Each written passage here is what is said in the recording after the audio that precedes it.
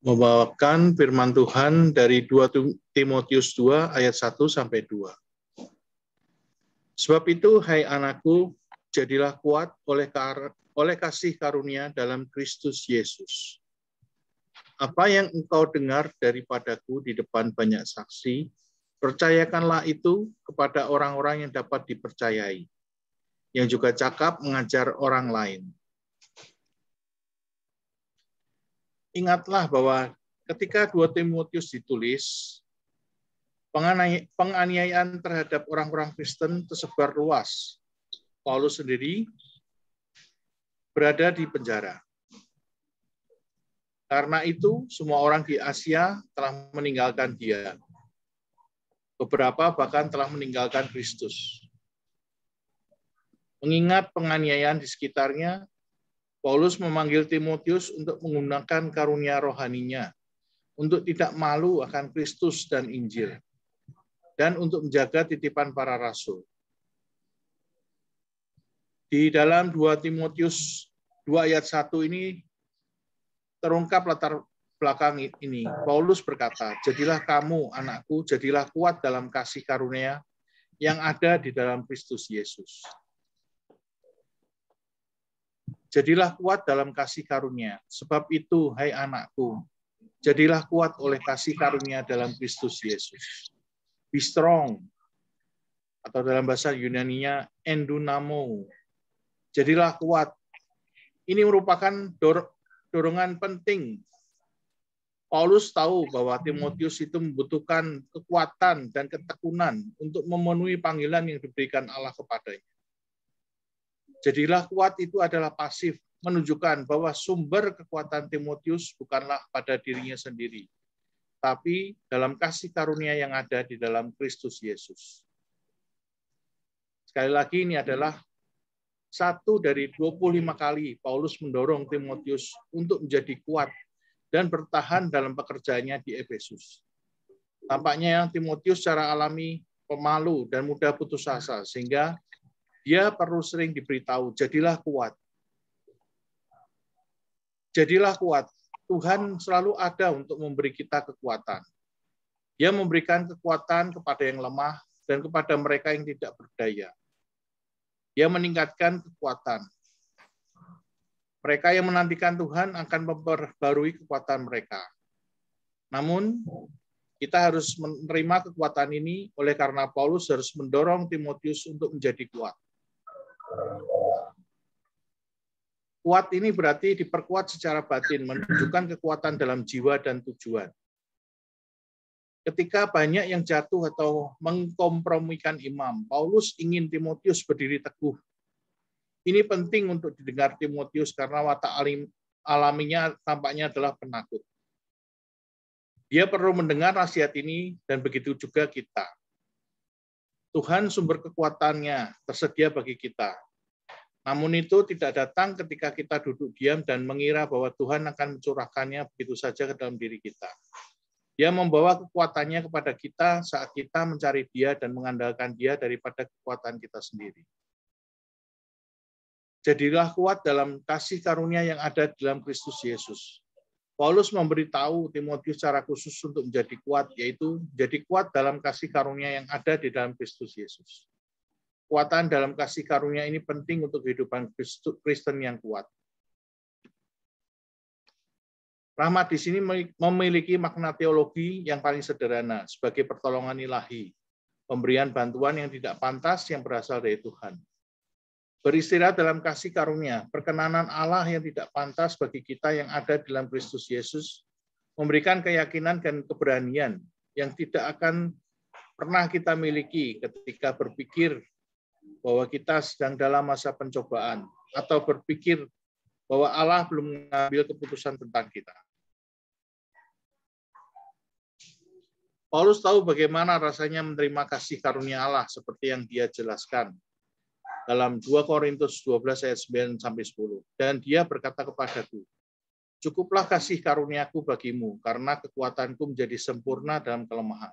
Oleh karena itu, dengan senang hati saya akan lebih suka bermegah dalam kelemahan-kelemahan saya, agar kuasa Kristus ada di atas saya. Dia bisa mendorong Timotius seperti ini dari pengalaman hidupnya sendiri. Yang kedua adalah 2 Timotius 2 ayat 2. Apa yang telah engkau dengar daripadaku di depan banyak saksi, percayakanlah itu kepada orang-orang yang dapat dipercayai, yang juga cakap mengajar orang lain. Paulus mengingatkan Timotius tentang kebenaran yang dia dengar dari rasul di hadapan banyak orang lain. Tentu saja Timotius mendengar banyak pelajaran Alkitab dari Paulus dan berbagi banyak waktu dengan rasul dalam pemuritan pribadi. Mungkin Paulus mengingatkan Timotius tentang pesan khusus yang dia sampaikan pada kebaktian pengabdian Timotius di antara banyak saksi. Tapi dia tampaknya merujuk di sini pada ajaran-ajaran yang disampaikan padanya ketika di hadapan banyak saksi. Dia meletakkan tangannya ke atas dia. Kemudian rasul itu memberinya bentuk kata-kata yang tepat yang harus diajarkan. Dan sekarang dia mengatakan kepadanya untuk menyerahkan kebenaran-kebenaran itu kepada orang-orang yang setia dengan cara mengatakan bahwa mereka berkomitmen kepadanya.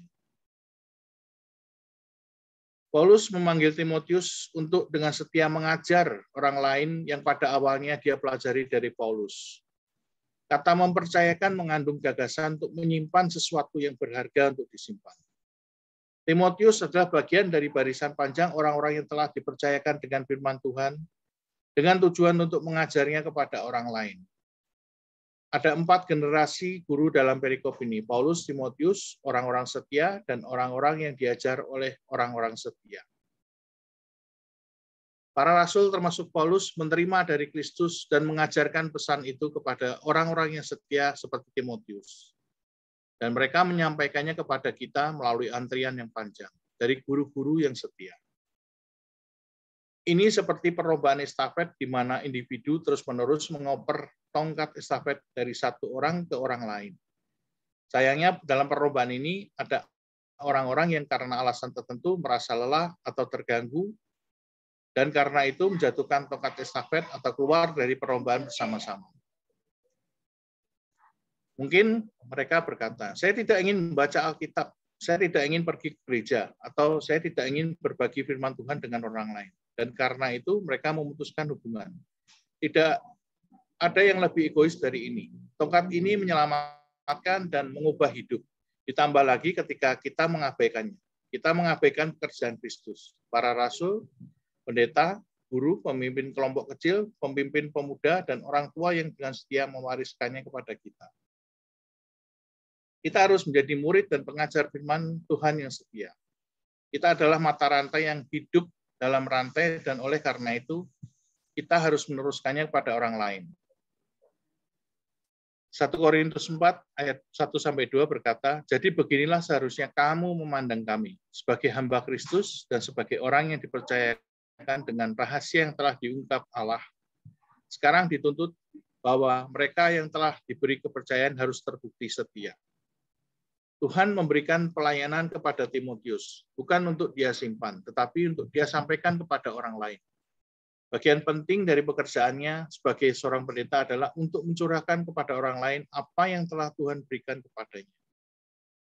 Seseorang mungkin mengatakan bahwa segala sesuatu yang dilakukan seorang pendeta dalam pelayanannya, dia harus melatih orang lain untuk melakukannya. Tidak ada tugas seorang pendeta yang begitu suci atau begitu rahasia, sehingga ia harus menyimpan semuanya untuk dirinya sendiri. Dia harus selalu berusaha menyebarkan pelayanan pada orang lain, dan melatih orang lain untuk melakukan pekerjaan pelayanan. Timotius tidak mengajarkan kepada orang lain ide-ide atau teori-teorinya sendiri, tapi doktrin dan teladan kerasulan yang sederhana. Apa yang dituangkan ke dalam dirinya oleh Paulus, dia bertanggung jawab untuk menuangkannya ke orang lain. Pekerjaan melatih para pemimpin hanyalah bagian dari deskripsi pekerjaan seorang pendeta. Dia seharusnya tidak hanya melatih para pemimpin ketika kebutuhan akan seorang pemimpin sudah jelas. Juga tidak boleh hanya melatih pemimpin untuk kebutuhan jemaah saja. Ia harus melatih pemimpin-pemimpin kerajaan Allah secara umum. Apakah mereka digunakan dalam pelayanan di jemaat pendeta tertentu atau tidak.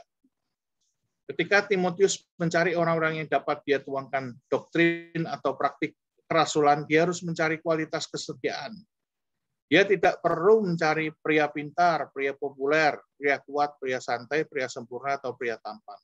Paulus menyuruhnya mencari pria yang setia.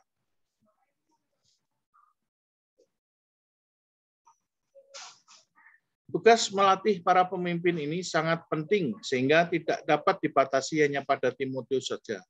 Mereka yang telah dilatihnya juga harus diberi tugas untuk mengajar orang lain juga. Dalam 2 Timotius 2 ayat 2, Paulus menggunakan frasa orang-orang beriman atau dapat diterjemahkan orang yang dapat diandalkan. Apa yang dia maksud dengan ini? Bukankah kita berbagi dengan semua orang? Ya, kita harus. Namun ada beberapa yang kita harus investasikan energi yang paling dalam. Siapa mereka? Mereka adalah orang-orang yang setia menghadiri gereja dan kelompok kecil. Mereka menggunakan karunia rohani mereka untuk melayani orang lain. Mereka dengan setia mempelajari firman individual dan korporat. Mereka disiplin dengan kehidupan mereka spiritual, pekerjaan, pelayanan, dan keluarga. Mereka tidak membiarkan hiburan dan kegiatan meredam kehidupan spiritual mereka. Bila Anda berinvestasi dalam jenis orang, Anda kalikan dalam pelayanan Anda karena mereka akan berbagi dengan orang lain. Inilah yang Kristus lakukan dengan pelayanannya. Ia melayani banyak orang dan makan bersama pemungut cukai dan orang berdosa. Dia memiliki 72 orang yang dia utus untuk melayani dan mengkhotbahkan Injil. Dia memiliki 12 rasul, dan bahkan di dalam 12 rasul itu dia memiliki 3 lingkaran terdalam, yaitu Petrus, Yakobus, dan Yohanes. Meskipun dia melayani semua orang, dia secara khusus berinvestasi dalam umat beriman. Kita harus melakukan hal yang sama. Saat Anda mencari orang untuk dimuridkan, temukan yang setia. Jangkau orang yang tidak percaya, kejar domba yang hilang, dorong nominalnya, tetapi investasikan sebagian besar waktu Anda untuk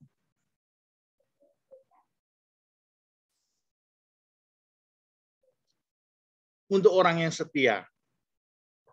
Saat kita mempertimbangkan hal ini, jika kita harus bertanya pada diri sendiri, apakah kita setia? Jika tidak, kita akan kehilangan yang terbaik dari Tuhan. Dengan umat beriman, Ia memperluas pelayanan mereka baik firman maupun jiwa.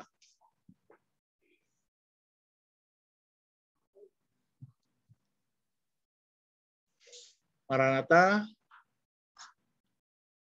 Amin. Sampai di sini saya kembalikan kepada acting Pastor Marcella. Terima kasih Pak Agus untuk pengajaran firman Tuhan. Dan kita akan masuk di dalam doa-doa. Pertama kita akan berdoa buat konflik